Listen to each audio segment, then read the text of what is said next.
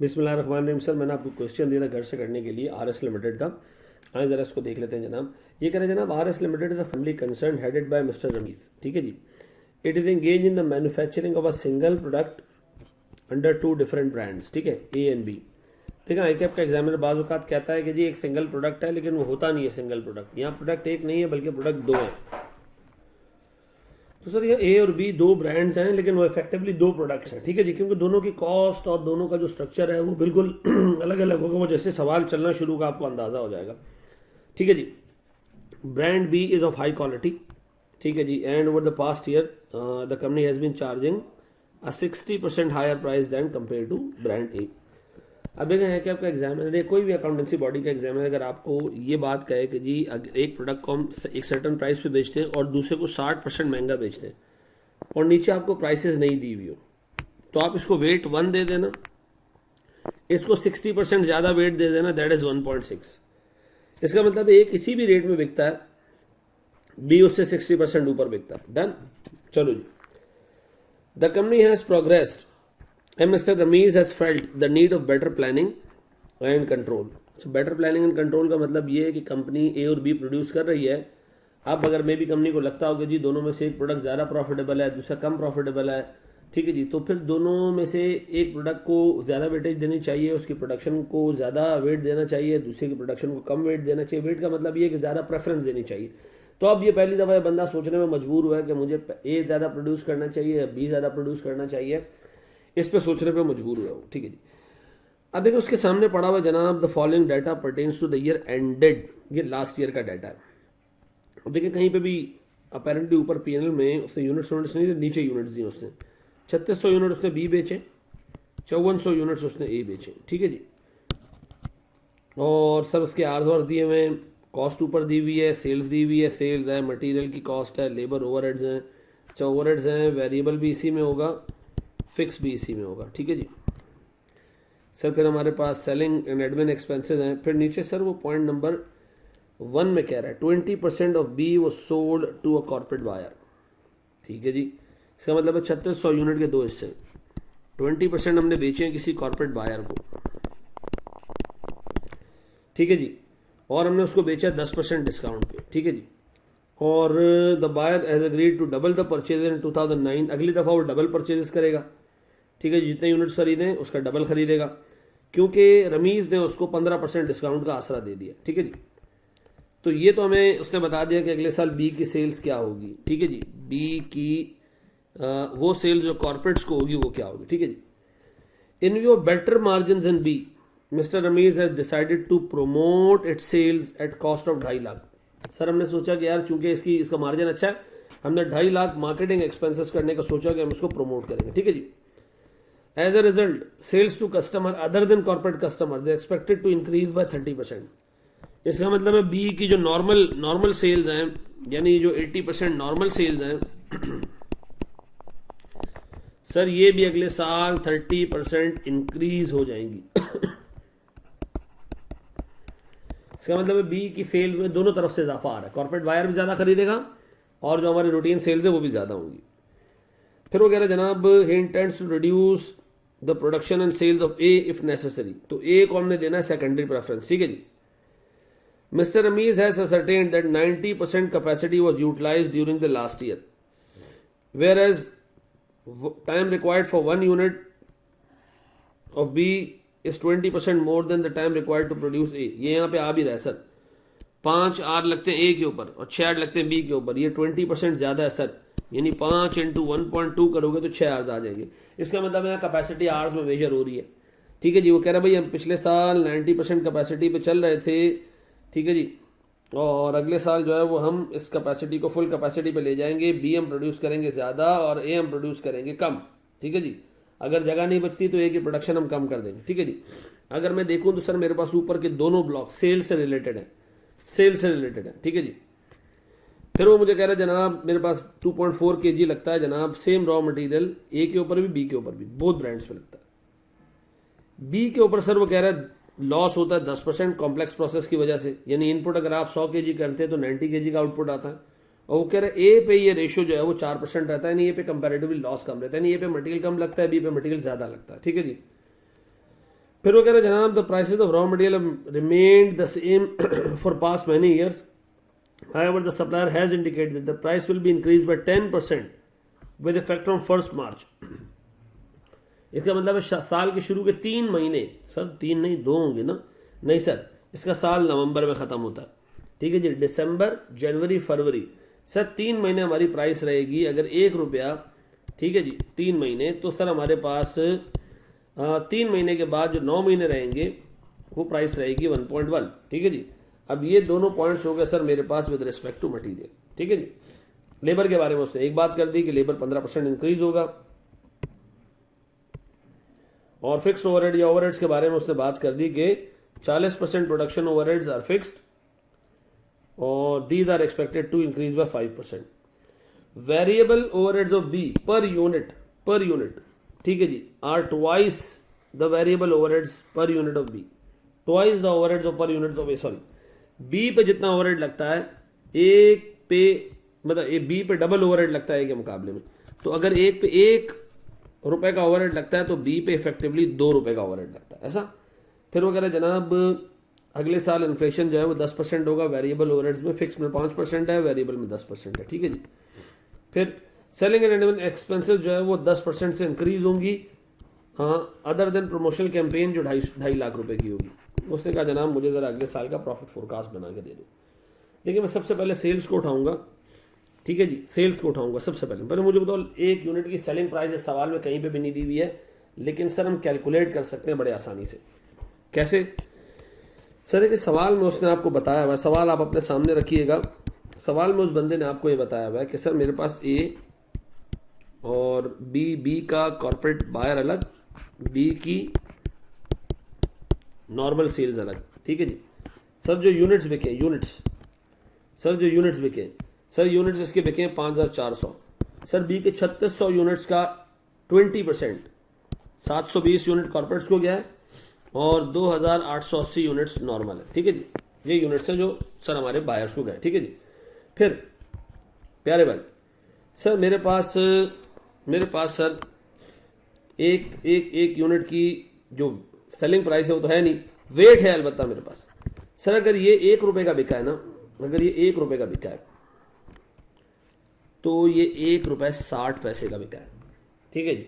आप इसको एक्स में भी रख सकते हो, अगर 1 x रुपए का बिका है तो ये 1.6x का बिका है, तो ये कितने का बिका होगा सर? सर इसका 20% डिस्काउंट के बाद, सॉरी 10% डिस्काउंट के बाद 90%, दैट इज 1.44, 1.6 का 90%, ऐसा। तो सर आप इसको एक्स में भी रख सकते हो, लेकिन मैं sir direct weighted average unit से कर लेता हूं। सर इसका मतलब है 5400 यूनिट्स बिके हैं एक रुपए वाले, ठीक है जी। सर मेरे पास 720 यूनिट बिके हैं 1 रुपए 44 पैसे वाले, तो इक्विवेलेंट यूनिट्स कितने हो गए सर? अगर मैं इसको मल्टीप्लाई करूं सर 1038 लगभग, ठीक है जी। और इसी तरह सर अगर मैं देखूं तो मेरे पास 2880 इंटू 1.6 ये मेरे पास बनते हैं जनाब 4608, और अगर सर इन सबको मैं एडअप करूं तो लगभग ये बनते हैं 11045 weighted average units sold at 1 rupee. आप एक्स भी रख सकते हो, आप अगर एक्स रखोगे तो ये एक्स आ जाएगा, ठीक है जी। अब बताएं सर मेरे पास रुपये में सेल्स कितने की है? सर मेरे पास रुपये में सेल्स है 55222400, ठीक है जी। अब बताएं सर मेरे पास एक यूनिट इफेक्टिवली कितने का? This divide by this, this divide by this, sir ये आता है मेरे पास 500 रुपये। इसका मतलब है सर अगर एक की वैल्यू 500 है तो ए का एक यूनिट 500 रुपए का बिकता है, बी का एक यूनिट 60% ज्यादा प्राइस पे बिकता है, दैट इज 800, 1.6 से मल्टीप्लाई करूं, और अगर मैं इसको 1.44 से मल्टीप्लाई करूं तो सर देखिए मेरे पास एक यूनिट कितने का बनता है सर? कैलकुलेट करें तो सर 10% डिस्काउंट पे ये बनता है कुछ 720 रुपए के करीब, ठीक है जी। अब अगर मैं देखूं सर ये मेरे पास रिस्पेक्टिव सेलिंग प्राइसेस आ गई, ठीक है, और अगर आप इन सबको वाकई इन यूनिट से मल्टीप्लाई करो ना तो आपको वाकई 5524222400 मिल जाएगा। डन। अब बताएं मेरे अगले साल की सेल्स क्या होंगी, ये मैंने कैलकुलेट करनी है। सेल्स फॉर नेक्स्ट ईयर, ठीक है। सेल्स अगर मैं नेक्स्ट ईयर के लिए कैलकुलेट करूं मेरा बच्चा, तो मेरे पास वो कह रहा है कि जी जो हमारी कैपेसिटी है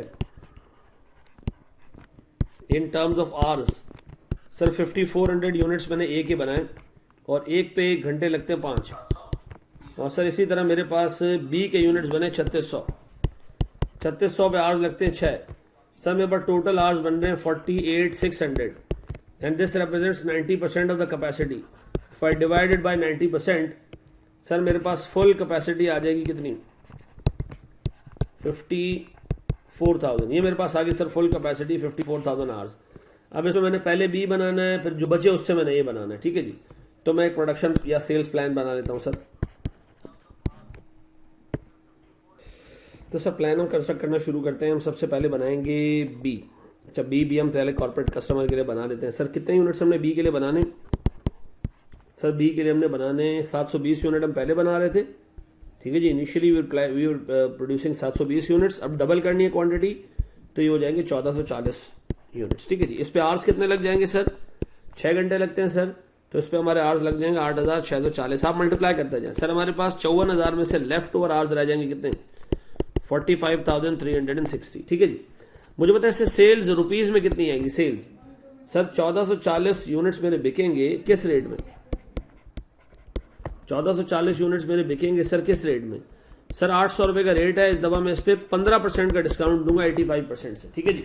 तो सर अगर मैं 1440 को मल्टीप्लाई करूं 800 से और मल्टीप्लाई करूं 0.85 से, तो ये मेरे पास बनता है 979,200। इसी तरह सर मैं बी के कॉर्पोरेट बायर्स को बेचने के बाद बी की नॉर्मल सेल्स देखूंगा, विच प्रीवियसली वर कितने यूनिट्स है सर प्रीवियसली 2880, ये 30% बढ़ जाएंगे सर अगले साल। तो सर अगर आप 2880 को 30% से मल्टीप्लाई करो 1.3 से, तो ये बनते हैं 3744। और सर इस पे मेरे आवर्स कंज्यूम होंगे 22,464। 22,000 आवर्स यहां कंज्यूम हो गए। लेफ्ट ओवर मेरे पास कितना रहेगा सर 22,896। और सर इस पे मेरे पास जो सेल्स आ रही होगी वो आ रही होगी सर मेरे पास 3744 यूनिट्स 800 रुपए पे, ठीक है जी। ये आ रही होगी सर मेरे पास 2,995। क्लियर है बेटा, ये समझ में आ रहा है ना। अच्छा जी, यहां समझ में आया वीडियो को पॉज करके दोबारा से देख लें। सर अब बताएं मेरे पास लेफ्ट ओवर आवर्स मेरे पास ए के लिए बच गए। सर लेफ्ट ओवर आवर्स मेरे पास ए के लिए बचे हैं 22,896 और मेरे पास एक यूनिट के 5 घंटे हैं सर 22,896 डिवाइडेड बाय 5, तो ये मेरे पास बचते हैं सर लगभग 4,579 यूनिट्स, ठीक है जी। मैं राउंड ऑफ ले लेता हूँ 4,579। सर इस पे मेरे आवर्स पूरे कंज्यूम हो जाएंगे, कुछ नहीं बचेगा सर मेरे पास। इसकी सेल्स मल्टीप्लाई बाय 500 रुपये, तो लगभग ये बनेगी सर मेरे पास एग्जैक्ट अमाउंट में आ रही है 22,896,000, ठीक है जी। और मेरे पास सर टोटल सेल्स बनेगी 62,64,000। देखो मैंने फिगर्स राउंड ऑफ नहीं किए, अपेरेंटली दिखाई राउंड ऑफ है लेकिन की नहीं है, इसलिए मेरी वो फिगर आपकी फिगर में कोई 200-150 रुपये का फर्क आ सकता है, ठीक है जी। ये मेरे पास बन गया सेल्स बजट, सेल्स का प्लान, ठीक है जी। यहाँ तक सेल्स हमारी क्लियर हो गई। अब हम आते हैं भैया अपने दूसरे कंपोनेंट पे, दैट इज रॉ मटेरियल।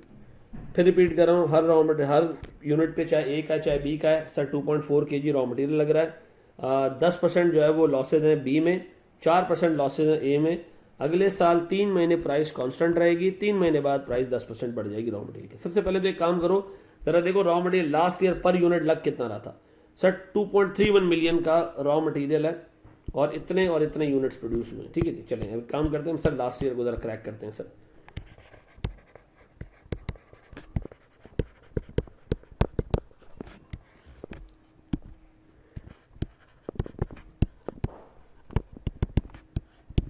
देखिए लास्ट ईयर में मेरे पास प्रोडक्ट ए और बी के जो यूनिट्स बिके थे, ये बिके थे सर 5,400 और ये बिके थे मेरे पास 3,600। सर इसके एक यूनिट पे जो केजीज लगते हैं 2.4 और 2.4, ठीक है जी। सर इनपुट मुझे कितना चाहिए ये मैं निकाल लेता हूँ सर 5400 यूनिट्स पे 2.4 kg का इफेक्टिव मटेरियल है और उसमें लॉसेज है 4%, तो 96% का यील्ड है, यानी सर 96% 2.4 kg 96% बनता है सर, ठीक है जी। सर दूसरे में मुझे 2.4 kg हासिल होगा 10% के लॉस के बाद, तो ये 90% बनता है, ठीक है जी। अगर मैं सर इससे इफेक्टिव यील्ड निकालने जाऊं तो मुझे बताओ कि सर मेरे पास रॉ मटेरियल का इफेक्टिव यील्ड क्या आता है, टोटल मटेरियल कितना कंज्यूम होते हुए नजर आ रहा है मुझे sir 5400 multiply by 2.4 divided by 0.96, ये मेरे पास आता है सर 13,500 kg। ए पे कंज्यूम हुआ था लास्ट ईयर, और सर अगर मैं इसको सॉल्व करूं तो सर मेरे पास कोई 9600 केजी बी पे कंज्यूम हुआ था लास्ट ईयर। ठीक है, इसका मतलब है लास्ट ईयर मेरे पास टोटल 23,100 केजी कंज्यूम हुए थे। ठीक है जी, और सर मेरे पास जो लास्ट ईयर की कॉस्ट थी वो थी 22.31 मिलियन, और मेरे केजी कंज्यूम हुए थे 23,100, तो मेरे पास लगभग 100 रुपये पर केजी का मटेरियल कंज्यूम हुआ था। ठीक है जी, 100 रुपये पर केजी का मटेरियल मेरे पास कंज्यूम हुआ था। अब मैं देख रहा हूं सर मेरे पास ए और बी के अगले साल के जो यूनिट्स हैं नेक्स्ट ईयर के, वो मेरे पास यूनिट्स हैं कितने, 4579। ठीक है, फिर 4579.2 कर लो, कोई टेंशन नहीं है यार। और दूसरे मेरे पास है सर ये दोनों मिला के कितने बनते हैं देखो जरा, 1440 प्लस 3744, सर ये मेरे पास बनता है 5184 यूनिट्स। ये बी के 5184। ठीक है जी, ये मेरे पास यूनिट्स है। केजीज मेरे पास सर 2.4 ही रहेंगे, 2.4 ही रहेंगे। इनपुट मेरे पास हो जाएगा 4579 मल्टीप्लाई बाय 2.4 डिवाइडेड बाय 96%, ये हो जाएगा 5184 मल्टीप्लाई बाय 2.4 डिवाइडेड बाय 90%। ठीक है जी। अच्छा, अब चाहो तो सर इसको आप डायरेक्ट जो है वो रुपीज में मल्टीप्लाई कर सकते हो। सर मुझे बताओ रेट क्या होगा रॉ मटेरियल का। सर रॉ मटेरियल के शुरू के 3 महीनों का रेट होगा 100 रुपये, और अगले 9 मंथ्स का रेट होगा 110 रुपये। तो अगर मैं वेटेड एवरेज रेट निकालूं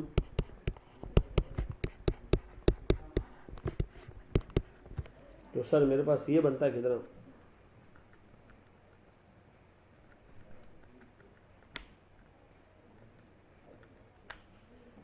ये बनता है सर मेरे पास 107.5। अब देखिए ये मेरे पास इनपुट है अगले साल का, मैं इसको डायरेक्ट मल्टीप्लाई कर दूं किससे सर 107.5। ठीक है जी।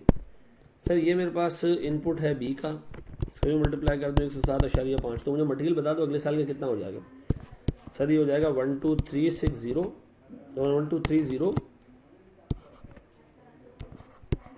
660। सर ये मेरे पास आ रहा है 1486080। तो सर मेरे पास अगले साल का मटेरियल की कॉस्ट आ रही है 2716740। इतने रुपए का मटेरियल मेरे पास अगले साल कंज्यूम।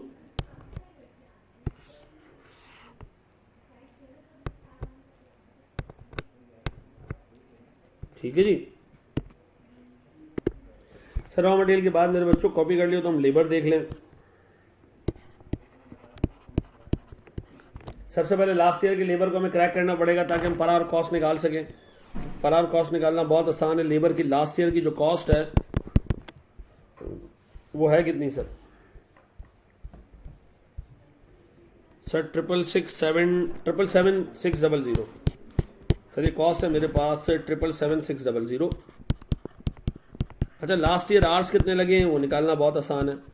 5400 यूनिट बने थे ए के और 3600 यूनिट बने थे बी के 6 घंटों के साथ। तो सर अगर मैं इसको अनलॉक करूं तो मेरे पास ये बनता है कुछ 16 रुपए पर। ठीक है जी, ₹16 पर। ठीक है, ये मेरे पास बन रहा है सर लेबर की कॉस्ट पर। ठीक है जी। नेक्स्ट ईयर सर मेरे पास जो लेबर की कॉस्ट होगी वो 5400 घंटों की होगी। अब मैं ए और बी की अलग अलग नहीं निकाल रहा। ठीक है, आप चाहो तो अलग अलग भी निकाल सकते हो। 54,000 घंटों की कॉस्ट होगी मल्टीप्लाई बाय 16 रुपए, और वो कह रहा है कि लेबर की कॉस्ट में 15% का इजाफा होगा। तो आप डायरेक्ट इसको निकाल सकते हो सर 54,000 इंटू 16 इंटू 1.15, ये मेरे पास बनता है बेटा 993,600। ठीक है जी, ये हो गया लेबर। आप इसको सुकून से रोक के लेबर की कॉस्ट देख लें। मैं जा रहा हूं सर तीसरे उस पर,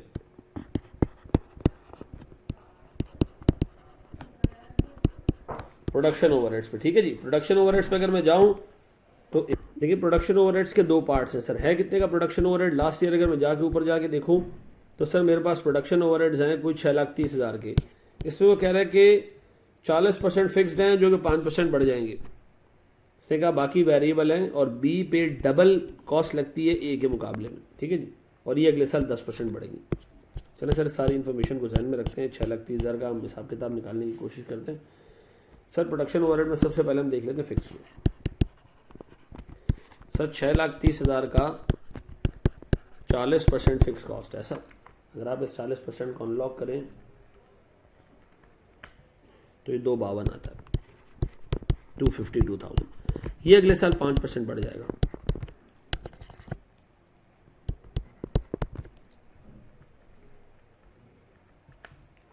सर ये हो जाएगा 264,600 डन। ये हो जाएगा 264,600 डन है। अच्छा जी, अगर मैं आपसे ये कहूँ सर मेरे पास जो वेरिएबल पार्ट है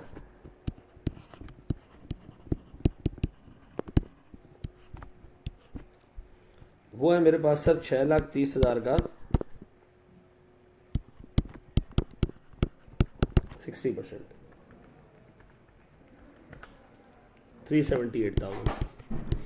अब ये सर ए और बी में इस तरह बटा हुआ है कि ए पे जितना ओवरहेड लग रहा है बी पे उसका डबल लग रहा है, ठीक है जी। तो मैं ये कह सकता हूँ कि सर मेरे पास जो ए है और जो बी है उसके 5400 यूनिट्स हैं और 3600 यूनिट्स हैं, ठीक है जी। और इन पे जो वेरिएबल ओवरहेड अगर इस पे 1 रुपये का लग रहा है तो उस पर 2 रुपये का लग रहा है, ठीक है ना। तो मैं वेटेड यूनिट्स निकाल लूँ तो मेरे पास सर वेटेड एवरेज जो है वो ये यूनिट्स निकलते हैं सर 5400 प्लस ये आते हैं सर 12,600। अगर मैं सर 378,000 को डिवाइड कर दूं 12,600 से तो मेरे पास सर 30 रुपये पर यूनिट का वेरिएबल ओवरहेड आता है, ठीक है जी। अब अगर मैं नेक्स्ट ईयर आपसे कहूं कि क्या होगा, ये लास्ट ईयर था, ठीक है जी। नेक्स्ट ईयर ये होगा कि ए और बी सर यूनिट्स होंगे ए और बी के। ए का होगा 4579, बी के होंगे 5184 है, चेक कर लें सर। Yes sir 5184। तो सर मेरे पास इस पे VOH पर आर जो होगा वो होगा multiply by 30 multiply by 1.1 multiply by 60 multiply by 1.1। 60 क्यों सर, डबल है ए के मुकाबले में। 4579 इंटू 1.1 इंटू 30, ठीक है जी। ये मेरे पास बनता है सर कोई 151,107 भी कह लो, 114 भी कह लो, 4.7.2 से आप चल रहे हो तो इस तरह कर लो, क्योंकि कुछ यूनिट जो है वो हमने राउंड ऑफ किए हैं। सर ये मेरे पास 342,144। सर इन दोनों का टोटल हो जाएगा 493,258। सर ये मेरे पास वेरिएबल फिक्स कॉस्ट दोनों आ गई सर। अब अगर मैं जाऊं सर मेरे पास उसके बाद सेलिंग ओवरहेड्स आ रहा है, last item sir selling and admin, जो कि सर मोस्टली फिक्स्ड होता है। और अगर मैं देखूं तो सर एग्जामिनर ये कह रहा है कि जो सेलिंग एंड एडमिन एक्सपेंसेस हैं वो 10% बढ़ जाएंगे। कुछ नहीं कहा उसने, किसी यूनिट से लिंक नहीं किया, लेकिन उसने कहा प्रमोशनल कैंपेन के 2.5 लाख उसमें ऐड कर दीजिएगा। अब मैं देखूं तो सर मेरे पास सेलिंग ओवरहेड्स नजर आ रहे हैं 8 लाख के, ये फिक्स है सर। तो मैं क्या एक काम ये कर सकता हूं कि मैं 8 लाख की फिक्स कॉस्ट लूं, ठीक है जी। उसको मैंने इन्फ्लेट करना है। किस रेट से इन्फ्लेट करना है सर, किस रेट से इन्फ्लेट करना है दोबारा देख लें सर, 10% से इन्फ्लेट करना है, ठीक है जी। 1.1 ये कोई 8,80,000 हो जाएंगे। अब बताएं सर मैं इसमें प्रमोशनल कॉस्ट ऐड कर दूं,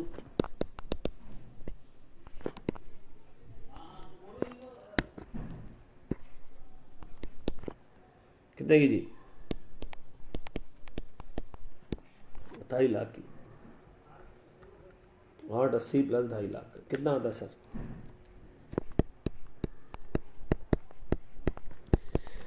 सर ये मेरा बजट जो है वो कंप्लीट होता है और मैं अब सर इसको बजट की फॉर्म में ले आता हूँ, बजटेड PNL बना देता हूँ मैं इससे सर। सर मेरे पास सबसे पहले सेल्स कितने की है सर, मेरे पास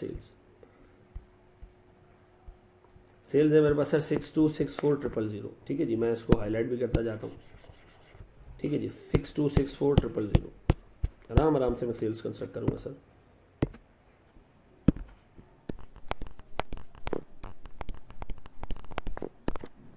सर इसके बाद मेरे पास रॉ मटेरियल की कॉस्ट है, लेबर की कॉस्ट है, वेरिएबल ओवरहेड है, फिक्स प्रोडक्शन ओवरहेड है और सेलिंग एंड एडमिन है। चलो सर ढूंढते हुए जाते हैं सर, हम रिवर्स में चलना शुरू हो तो सेलिंग एंड एडमिन हमारे पास आ रहा है 1130,000। सर हमारे पास 493,258 आ रहा है वेरिएबल ओवरहेड। सर हमारे पास फिक्स कॉस्ट आ रही है 264,600।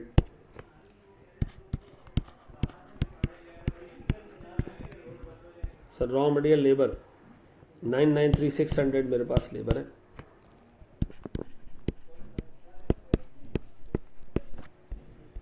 सर मेरे पास 2716740 2716740।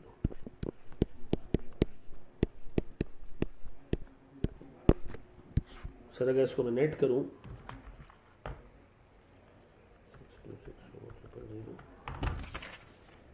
सर ये मेरे पास बंदेगा कोई 665,802 या 800 जो भी है। ठीक है जी, ठीक है जी, आप देख लीजिए, डन है। ये मेरा नेट प्रॉफिट है। आई होप ये आपको समझ में आ गया होगा। इसको अच्छे तरीके से देख लीजिएगा, खास तौर पे इसमें वेटेड यूनिट्स का और लास्ट ईयर की कॉस्ट को क्रैक करके फ्यूचर ईयर की कॉस्ट निकालना, ये थोड़ा सा ट्रिकी पार्ट था। आई होप ये आपको समझ में आ गया होगा। जज़ाकल्लाहु खैरन।